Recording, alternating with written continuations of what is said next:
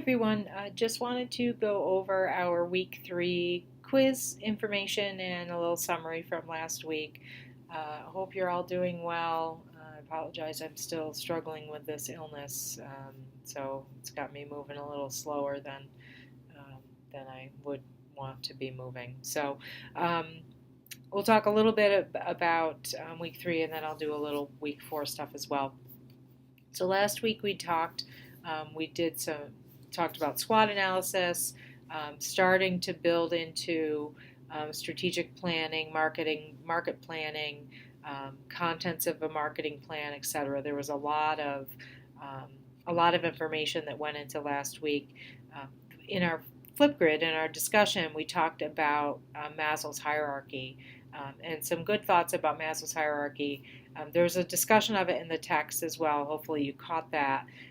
And when you think about Maslow's hierarchy, you think about all of those levels. And actually, I'm going to click on this so we can look at it. It's easier than me just waving my arms in the air. So we think about Maslow's hierarchy. And so down here in this bottom component of the hierarchy, this is really, you know, as we apply it to healthcare, this is where we're talking about our true needs of healthcare, things like keeping us healthy, keeping us safe, making sure we have adequate food, making sure that we are like right now, I should probably go to the doctor and get some medication because I'm not healthy. Making sure that our physiological needs are met, that we are free of illness. So that's where these basic elements down here truly are met. But until we meet those needs, it's hard to move into the higher levels. But when we're talking about marketing, especially marketing in healthcare, a lot of times we're looking at marketing for these higher needs. Because if I need if I need healthcare for those lower levels, I probably already know where I'm going. I know that I'm going to go to this emergency department or my primary care physician, but I may be looking for something to help me meet these higher levels. I may be looking for somewhere to get some care for wellness. I might be wanting some cosmetic care. I might want some new type of service that will help me meet these higher levels, that will help improve my self-esteem or help me achieve my full potential. So it can really help to push you to these higher levels of self-fulfillment.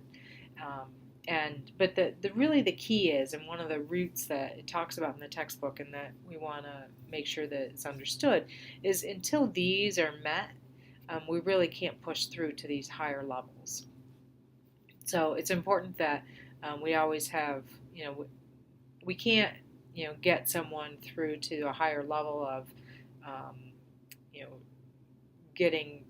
having high level well care when they're not safe and fed first. So important notes there. One other thing, and I mentioned this in one of the Flipgrids, a lot of times we think about mental health care being in this area, and it is, psychological needs just does fit into here. But some of the discussion now is that, we need to think about mental health care being here more, because it is, we've kind of thought about it as, that would be nice to have. Oh, wouldn't it be nice to care for our mental health? But it's not something that's just nice to have. It's something that we need. It is a basic need to be sure that we are appropriately caring for our mental health. And maybe we need to think more about pushing that down to the bottom of this pyramid and making it something, instead of something that, it's nice. Wouldn't that be nice if we could actually get counseling services when there's something going on? Making that something that's more down in the bottom of this pyramid. So just another thing to think about. So in our discussion, thinking about the types of things that would be more up here in the self-esteem, self-actualization area, things like cosmetic care, like cosmetic services, facelifts, liposuction, the different types of stuff you would receive from an esthetician, those types of care, that would all kind of fall into the self-esteem area. Also, a lot of the things that we're seeing that they're calling precision medicine now, so full body scans, genetic medicine, not to deal with genetic issues, but more of the genetic medicine where people are having their whole genome mapped for purposes of, oh, well, what might be going on with me? What things might I be predisposed to?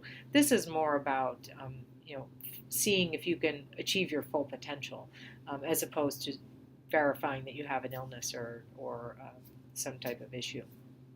Also, there are some companies out there. I know Quest Diagnostics does it. They have a product called Blueprint, where they'll actually they provide you a service where they do blood draws, etc., and they will. It's for athletes.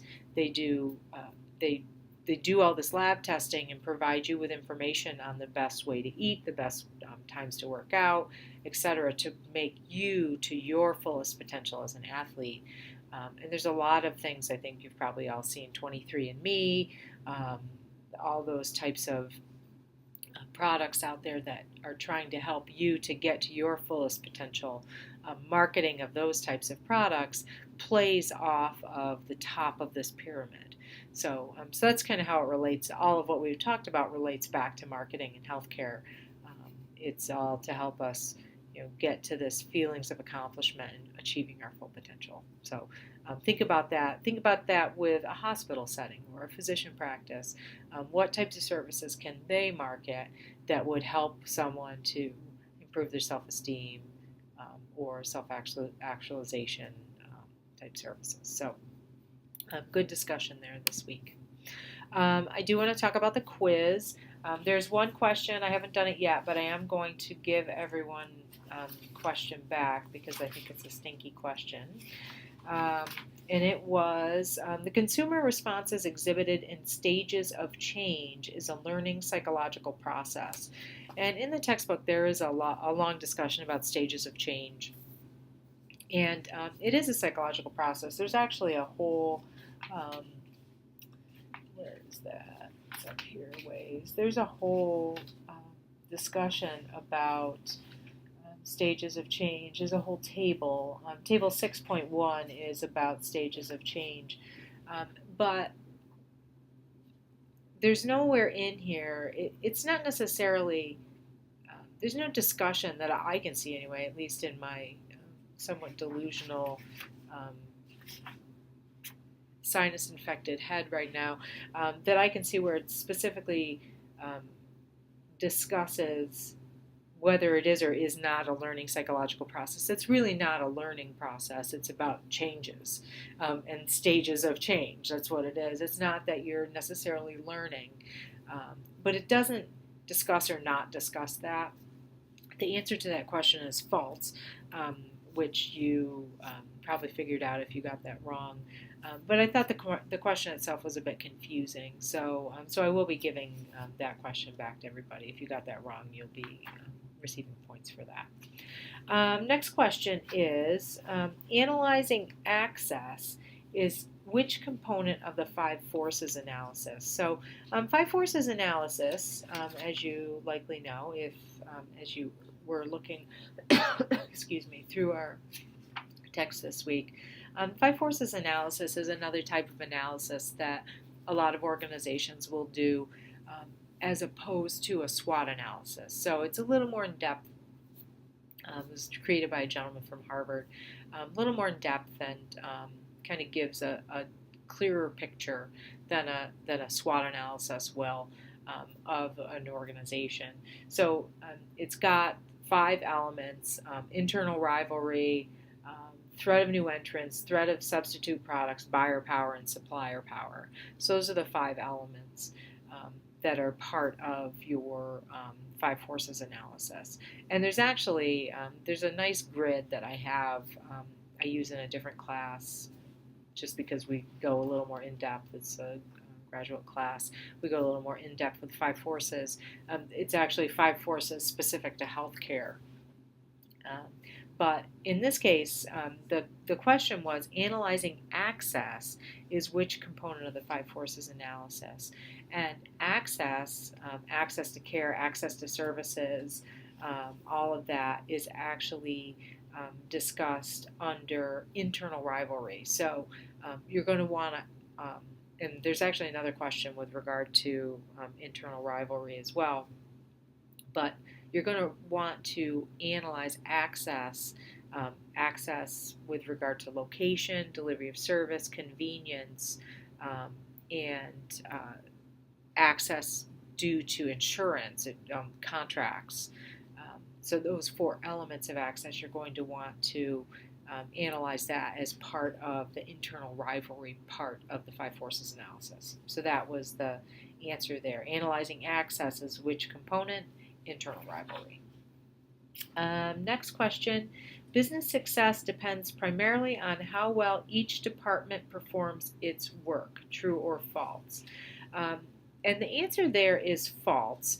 It's not, you can have a business that has, every department could be operating at a very high level, and the business can still be failing. And how can that be? That wouldn't make any sense.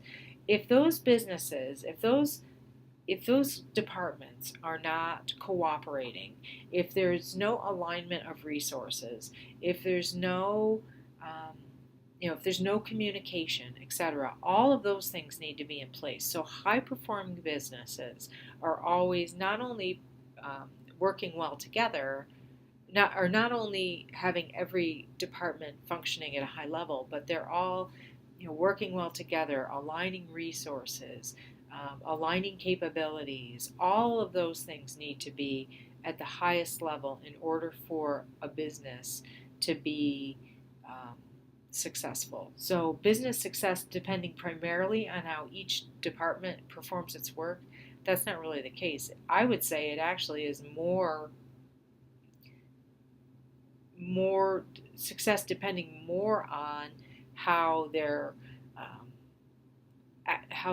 working together, how they're aligning their resources, how they are dealing with one another, communicating with one another, with how they're working as compared to their plan.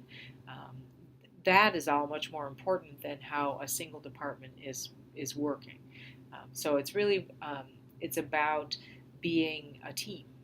And if a department is not working as a team with the other departments, you're probably going to be a failure. So just an important point there. Next question. In a marketing plan, marketing strategy, and there's several answers that are listed, but the marketing strategy, and the textbook actually gives us a sample content from a sample marketing plan. There's executive summary, environmental analysis, opportunity and issue analysis, objectives, marketing strategy, et cetera, et cetera. It goes down through 8 different elements. So when you get to the element that says marketing strategy, it tells you what's included. So the marketing strategy defines the target segments. So our answer, in a marketing plan, marketing strategy defines the target segments. So in that element, it's going to define the target segments and then establish what type of positioning we're going to do, etc. So that is what the marketing strategy does for us. Last question. Internal rivalry is competition between corporate departments. True or false? So this answer was false. Internal rivalry, and we talked about internal rivalry in the other question. Internal rivalry is actually competition between like firms. So, within specific industry. So, internal rivalry, if you were doing a 5 forces analysis, you were looking at internal rivalry. If I'm a hospital, I'm going to be comparing myself to another hospital. A like firm is what internal rivalry is comparing. So like firms are what are compared under internal rivalry. So the answer to that question was false. Okay, so let's take a look quickly at week 4. Zip over to here. So in week 4, we're going to look at a few different things. I'm going to dig into the IT side a little bit. How do we use market information systems? But also talk a little bit about segmentation, targeting, positioning, competition. Going to talk a bit about how we might use online research versus um, talking to someone on the phone. That's going to be our discussion this week. Um, I also, in our written assignment, Mayo Clinic they're kind of the gold standard when it comes to social media, uh, using Twitter, Facebook, etc. So you'll be checking them out for our written assignment this week. I will ask if you have not responded to the doodle poll, check your email, please. There's still quite a few that have not responded to our doodle poll for our synchronous session, which is coming up rapidly. So I need to get that scheduled. Please respond to the doodle poll. If you don't have, if you've deleted it, please let me know. I'll send that out again. But please respond to the doodle poll so I can get that synchronous session scheduled. And I think that's about it for this week. So if you have any questions, please let me know. I will be out of the office on Thursday and Friday of this week, but I will be working remotely. So if you have any questions, email me. You can call the office and I will get the message. It sends right to my email, so I will receive that. But if you have any issues, any questions, please just let me know. Okay, thanks so much.